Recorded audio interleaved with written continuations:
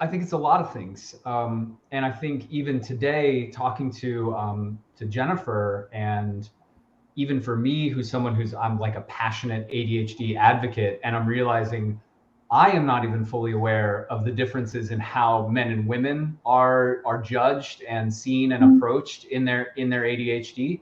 So I would say, first and foremost, I think employers or supervisors is do get some education and try and understand.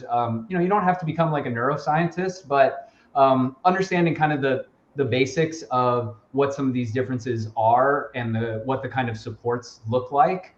And then, all it's important to remember that all of this has to be in the idea of like Jennifer and I are just speaking to our experiences. So, one of the things that I have been trying to do, especially in recent years, is I self-disclose more often to my employees to try and create the environment where that is seen as a acceptable thing to do. So, last year when I was running summer camp program and it was first day of training, and I've got 60 young individuals in front of me, and I get up and the first thing I say is like, "Hi, my name's Scott. I have ADHD, and here's what that's going to mean in some of your interactions with me."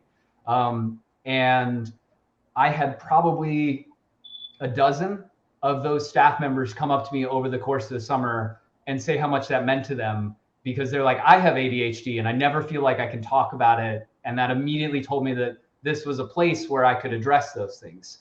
So I think good leaders should try and lead by example.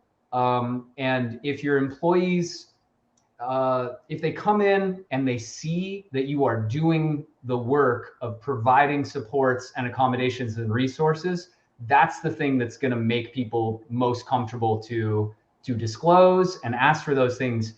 No one wants to be the first one who goes and asks for something or to be treated differently. But if you see your colleagues are getting that kind of support or they're talking about it, I think that is going to help create that environment where everyone gets what they need. And for supervisors, that turns into more productive employees, right? It's one of these, I think there's a fear sometimes of getting a disclosure.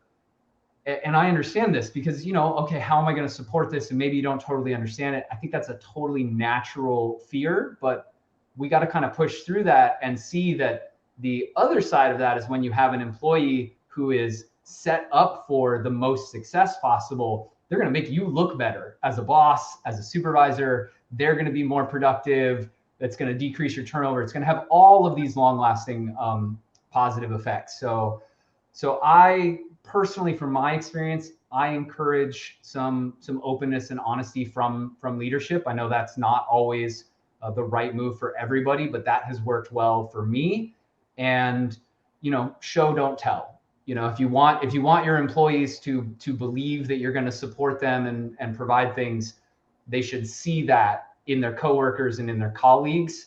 That's going to do way more than any handout you give them on orientation day or something like that. That's like, we're an inclusive place. It's no, go live it, create the culture. And I think that brings about a lot of that authentic kind of the best kind of disclosure and accommodation that we can hope for.